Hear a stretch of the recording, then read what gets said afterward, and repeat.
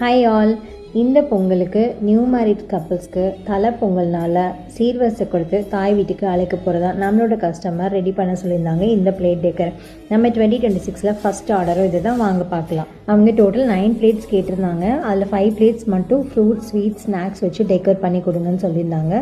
So அவங்க கேட்ட மாதிரியே ஃப்ரூட் ஸ்வீட் ஸ்நாக்ஸ் எல்லாமே வச்சு சாக்லேட்ஸ் எல்லாமே வச்சு அழகாக டெக்கர் பண்ணி கொடுத்துட்டோம். இந்த பிளேட்ஸ் எல்லாமே சென்னை எடுத்துகிட்டு போகிறனால அழகாக டெக்கர் பண்ணி நீட்டாக பேக் பண்ணியும் கொடுத்துட்டோம்.